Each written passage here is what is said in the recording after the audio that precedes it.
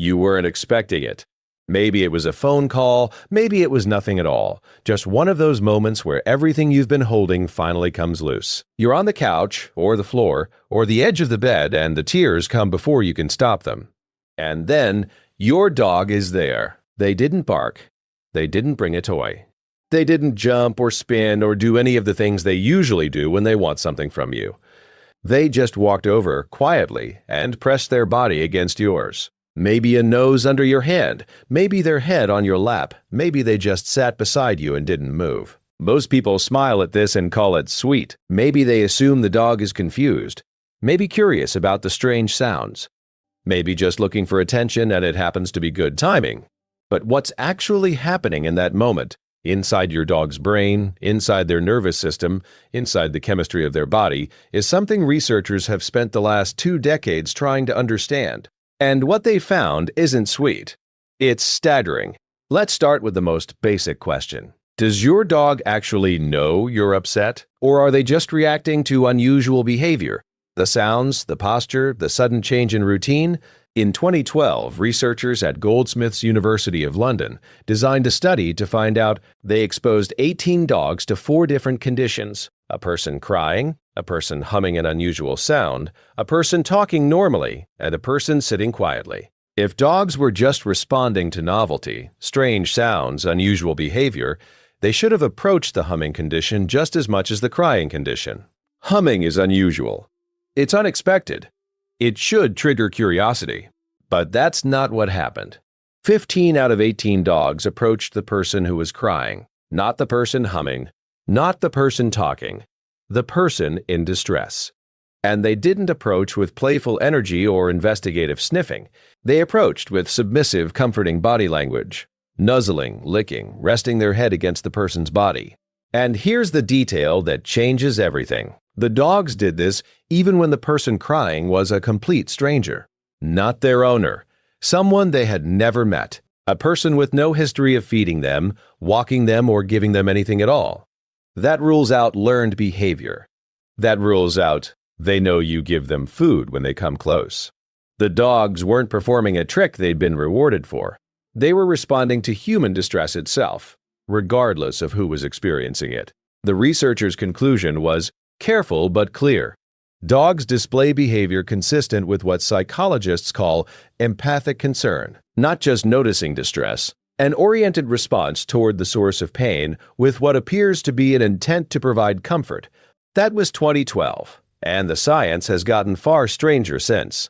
Here's something most people don't realize. Your dog doesn't need to hear you cry to know something is wrong. They can smell it. In 2022, a research team at Queen's University Belfast collected breath and sweat samples from human volunteers, some taken during calm baseline states. The samples were presented to dogs in a controlled double-blind setup. No visual cues, no sound, just the chemical signature of a human body under stress.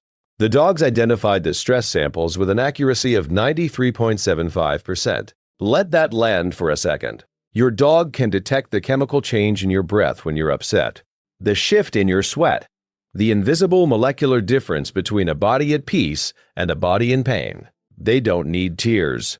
They don't need sound.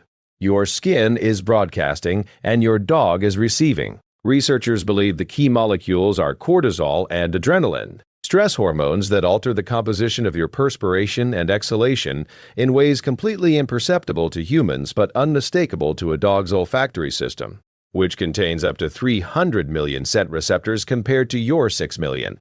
This means that in the moments before you cry, while the emotion is still building, before a single tear has fallen, your dog may already know. They may have started walking toward you before you even realized you needed them. But detecting distress is one thing. What the brain does with that information is another. And this is where it starts to get really interesting. In 2018, a team led by Dr. Marcello Siniscalchi published findings on how dogs visually process human emotion. When dogs look at a human face expressing anger, fear, or sadness, their eyes shift to the left, meaning the image is being routed to the right hemisphere of the brain. Why does that matter? Because the right hemisphere is the same side humans use for processing emotional content, It's the hemisphere associated with reading social signals, detecting threat, interpreting tone and facial expression. When your dog looks at your crying face, their brain sends that information through the same emotional processing pathway that yours does. And Gregory Burns, a neuroscientist at Emory University, pushed this even further. He trained dogs to lie completely still inside an fMRI scanner, fully awake, unrestrained, and measured what happened in their brains when they were exposed to human emotional cues. The caudate nucleus, a brain region associated with positive expectation and emotional significance, lit up when dogs smelled their owner, when they heard praising vocal tones, when they registered emotional signals from the human they were bonded to. Your dog isn't just detecting that you're upset, their brain is processing it, flagging it as significant, routing it through the same emotional architecture that would activate if they were in distress themselves. Which leads to the part of this research that I think most people are not prepared for. Your dog doesn't just notice your pain, they absorb it.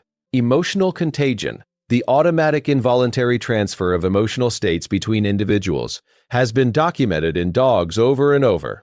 When a baby cries in a room, dogs' heart rates increase. When their owner yawns, dogs yawn back. And this contagion isn't generic.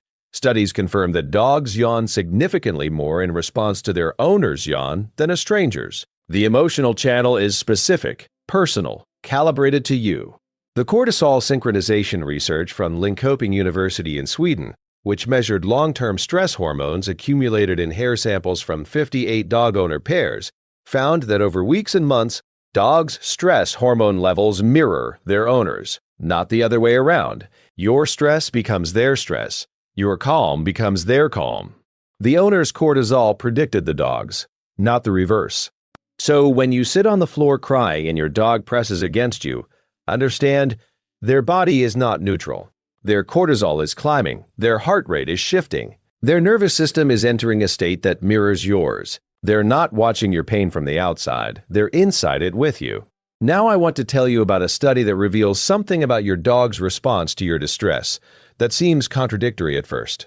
But once you understand it, you will never see their behavior the same way again. In 2018, researchers Emily Sanford and Dr. Julia Myers-Minor designed an experiment they called the Trapped Door Study. Dog owners were placed behind a clear door held shut with magnets.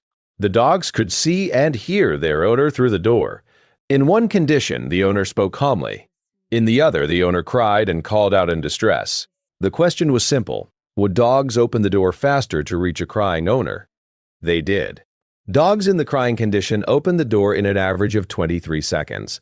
Dogs in the calm condition took over 95 when they opened it at all. But here's where the study turns. Not every dog opened the door. Some dogs heard their owner crying showed visible distress, pacing, whining, elevated stress indicators, and didn't open it. They stayed on their side, frozen. The natural assumption would be that those dogs cared less, that they weren't as bonded, that they lacked the empathy of the dogs that rushed through. The opposite was true. When researchers measured cortisol in both groups, the dogs that didn't open the door had higher stress levels than the dogs that did. They weren't less affected by their owner's distress. They were more affected. So overwhelmed by what they were feeling that their own emotional flooding made it impossible to act. The dogs that opened the door quickly weren't the ones feeling the most. They were the ones who could regulate their own distress well enough to convert empathy into action. Think about what that means for a moment. Your dog feels your pain so intensely that it can shut down their ability to respond. The dog frozen at the other end of the room while you cry, the one you might assume doesn't care, might be the one drowning in what they're feeling. Empathy without emotional regulation is paralysis, and your dog experiences something so structurally close to human empathy that it even breaks down in the same way ours does. But this is the part that almost nobody talks about, because there's a cost to all of this.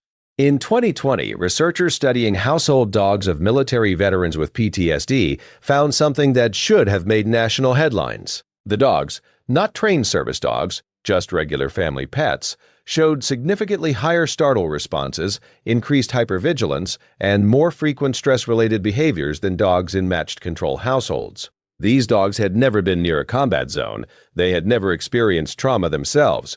Their owners had. And the dogs had absorbed enough of it through months and years of co-regulation to develop behavioral patterns that echoed their owner's condition.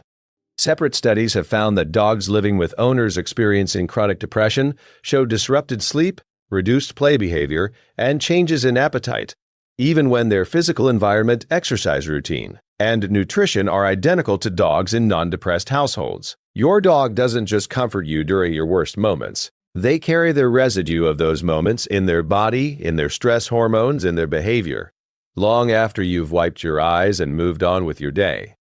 This is what co-regulation actually costs. Two nervous systems wired together means that when one system suffers, the other one pays a price. And your dog has no way to tell you what they're carrying. No language. No explanation. Just small behavioral shifts that are easy to miss if you're not paying attention. So if your dog becomes more clingy during a hard chapter of your life, if their appetite drops, if they seem more anxious, more reactive, more restless than usual, they're not being difficult. They're being a mirror. They're showing you what your own nervous system looks like, reflected in the only language they have. And this leads to something that might be the most important takeaway in this entire video. The single most impactful thing you can do for your dog during your hardest days might not be an extra walk or a new toy or more treats. It might be taking care of yourself, because your nervous system is their environment. When you regulate, they regulate. When you start to heal, they heal with you. The same synchronization that transfers your pain also transfers your recovery. So here is what's really happening when you cry and your dog comes to you. They smelled the shift in your body before the first tear fell. Their brain routed your emotional signal through the same hemisphere they used to process their own pain. Their heart rate changed. Their cortisol began to climb. Your distress entered their body as if it were their own, and they came to you anyway. Not because they were trained to, not because they expected a treat, not because they were confused by an unfamiliar sound. They came because thousands of years of evolution shaped them to do something no other animal on this planet does. Feel what a human feels and move toward it instead of away.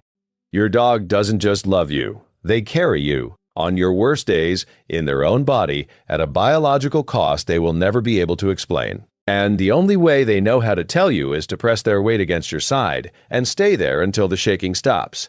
If this changed how you understand what your dog is doing when they come to you in your hardest moments, subscribe and leave a comment.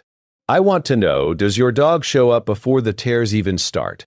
And if you've ever wondered what your dog actually dreams about when their legs twitch and their eyes move beneath their eyelids in the middle of the night, that's the next one. And the research behind it might be the most beautiful thing I've ever come across.